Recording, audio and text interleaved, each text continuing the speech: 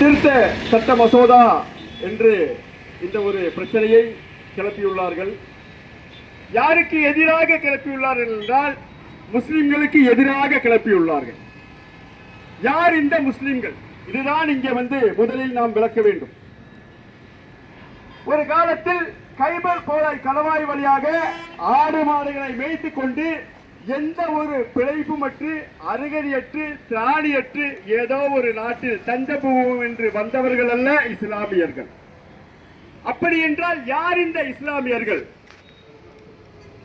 கைபர் போராய் கணவாய் வழியாக எந்த ஒரு நிர்கதியமற்று ஒரு திராணியற்று ஒரு பிழைப்பற்று இந்தியாவில் பிழைக்க வந்த ஆரிய பார்ப்பன கும்பல்களின் பிரித்தாளும் சூழ்ச்சியால் அடக்குமுறைகளை சமாளிக்க முடியாமல் ஒரு காலத்தில் பல்லனாகவும் பரவனாகவும் சக்கீலராகவும் அருந்ததியராகவும் இன்னும் பிற சமூகமாகவும் இருந்த மக்கள் சூத்திரர் பட்டம் வேண்டாம், வன்கொடுமை வேண்டாம், மனுதர்ம சாஸ்திரம் வேண்டாம் என்று அன்றைய காலங்களில் இந்த பார்ப்பனிய வர்ணாசிரம கும்பல்களுக்கு எதிராக பயந்து மதத்தை மாறியவர்கள் இந்த இஸ்லாமிய சமூகம். இந்த இஸ்லாமிய சமூகம் இன்று அண்ணன் தம்பிகளாக மாமன் மச்சிலாக நாமெல்லாம் பழகுகிறோம் என்று சொல்கிறோமே, பழகவில்லை. நாம் எல்லாம் ஒரே தொப்புள் கொடி உறவுகள் என்பதை முதலில் நாம் புரிந்து கொள்ள வேண்டும். அதே போன்று பல நேரங்களில் சொல்கிறார்கள், நாங்கள் எல்லாம் இஸ்லாமியர்களுக்கு உதவுகிறோம் என்று சில சங்க பரிவார் கும்பல்கள். நீங்கள் எல்லாம் தெரிந்து கொள்ள வேண்டியது, நாடே இல்லாத ஒரு நாடாரி கூட்டம் கைபர் போராய் கணவாய் வழியாக இங்கு அண்டி பிழைக்க வந்த கூட்டம். அவர்களை பின்பற்றிக் கொண்டிருக்கின்ற நீங்கள் எங்களுக்கு உதவ வேண்டாம். எங்களுக்கு உதவுவதற்கு இங்கே உள்ளார்கள் என்னுடைய மாமன் மச்சர்கள், அண்ணன் தம்பிகள், விடுதலை சிறுத்தைகள், இன்னும் பல அமைப்பினர். மோடி அவர்கள் வெளிநாட்டில் போய் கோவிலை திறந்து வைத்ததற்காக பெருமை பேசுகிறார்கள். நாங்கள் எங்கள் கோயிலை திறந்து வைத்தோம், அதே போன்று இங்கே இஸ்லாமியர்களை நாங்கள் வாழ வைக்கிறோம் என்று சொல்கிறார்கள். இங்குள்ள இஸ்லாமியர்களும் வெளிநாட்டில் கோயில் கட்டியவர்களும் ஒன்றா? சிந்தித்து பார்க்க வேண்டும். எந்த ஈரானியவனாவது மதம் மாறி இந்துவாக மாறி அங்கே கோயில் கட்டி இருக்கிறானா? எந்த அமெரிக்க வெள்ளைக்காரனாவது அங்க மதம் மாறி கோயிலை கட்டி இருக்கிறானா? எந்த சிரியா போன்ற நாடுகள், ரஷ்யா போன்ற நாடுகள், சைனா போன்ற நாடுகளில் எவனாவது மதத்தை மாறி அவன் இந்துவாக மாறி அந்த கோயிலை கட்டி அதை போய் மோடி திறந்து வைத்தாரா என்பதை சிந்தித்து பார்க்க வேண்டும். இங்கே நாங்கள் மாறியதெல்லாம் மதத்தை மாறினோம், மதத்தை இறக்குமதி செய்தோம். ஆனால் நாங்கள்லாம் யார்? ஒரு காலத்தில் பல்லனாகவும் பறையனாகவும் சக்கிலியராகவும் அருந்ததியர்களாகவும் இன்னும் சமூகமாகவும் வாழ்ந்த மக்கள் மதத்தை மாறியுள்ளோமே தவிர நாங்கள் யாரும் வெளிநாட்டிலிருந்து இறக்குமதியானவர்கள் இல்லை என்பதை முதலில் பதிவு செய்து கொள்கிறேன். இந்த வக்ஃப் திருத்த சட்ட மசோதாவை கொண்டு வந்தவர்கள் யார்? தஞ்சை மாவட்டத்தில் இந்து சமய அறநிலையத்துறையில் ஒரு பொறுப்பை வகித்து வருகிறார். அவர் பெயர் நர்கீஸ் கான்.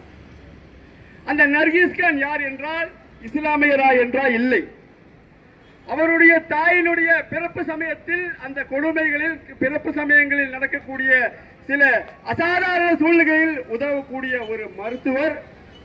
அவருக்கு ஒரு அறுவை சிகிச்சை செய்து அந்த மருத்துவத்தால் சிறப்பான ஒரு ஆண் குழந்தை பிறந்தது.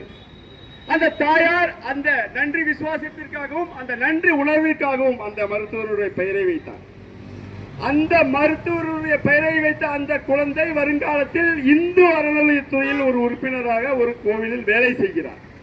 அந்த வேலை செய்யக்கூடிய காலகட்டங்களில் அதை எதிர்த்து அவர் முஸ்லிம் என்று அவரை பதவி நீக்கம் செய்யும் என்று கூச்சலிட்ட பாசிச சங்க பரிவார் கும்பல்களில் எப்பொழுதும் அண்ணன் அவர்கள் எழுச்சி தமிழர் அவர்களை எதிர்த்து பிழைப்பு நடத்தும் எச் ராஜா போன்ற அயோக்கியர்களால் கொண்டு வரப்பட்ட சட்டம் தான் வக்ஃப் திருத்த சட்ட மசோதா. இந்த வக்ஃப் திருத்த சட்ட மசோதாவில் என்ன கூறுகிறார்கள்? எங்களை போன்ற சகோதரர்கள் அதில் உறுப்பினர்களாக இருந்தால் எந்த பிரச்சனையும் இல்லை.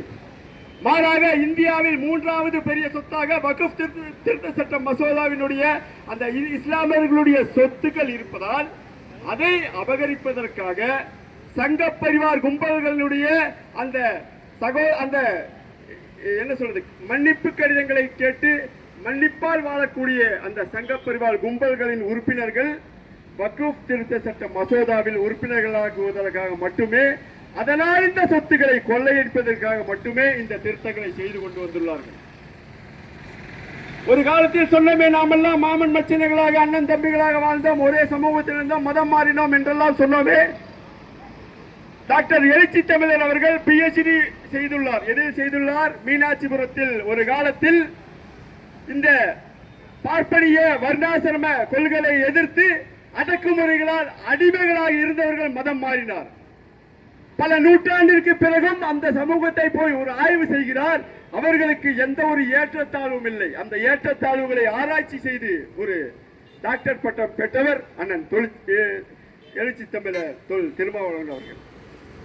நாங்கள் இன்றைய காலகட்டங்களில் சொல்லுகிறோம், நாங்கள் எல்லாம் எங்களுடைய முன்னோர்கள், மூதாதையர்கள், முப்பாட்டன்கள் மதம் மாறிய காலகட்டத்தில் இதே போன்று ஒரு எழுச்சி தமிழர் இருந்திருந்தால் நிச்சயமாக நாங்களும் எங்களுடைய முன்னோர்களும் மதம் மாறாமல் போராடக்கூடிய ஒரு சூழ்நிலை இந்தியாவில் இருந்திருக்கும்.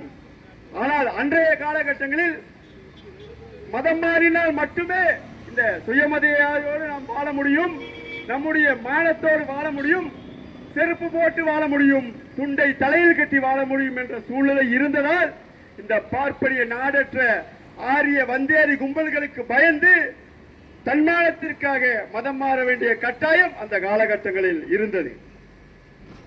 இந்த வக்ஃப் சொத்து இந்த காலகட்டங்களில் எதற்காக இது வேக வேகமாக எடுக்க வேண்டும் என்று சொன்னால், ஒரு காலத்தில் காங்கிரஸ் ஆட்சி செய்து வந்தது. ஜவஹர்லால் நேரு போன்ற மிகப்பெரிய ஆளுநர்கள் இந்த நாட்டை ஆண்டார்கள். ஆனால் அவர்கள் இந்தியாவில் சொத்துக்களை சேர்த்தார்கள். இந்திய நாட்டின் மக்களுக்காக பொது சொத்துக்களை லட்சோப லட்சம் கோடிகளில் சேர்த்தார்கள். ஆனால் அந்த சொத்துக்களை எல்லாம் இன்று அதானிக்கும் அம்பானிக்கும் இன்னும் பல பெரிய பெரிய கார்ப்பரேட் முதலாளிகளுக்கும் விற்பனை செய்து வருகிறார்கள். இன்று ஆட்சி செய்து வருகின்ற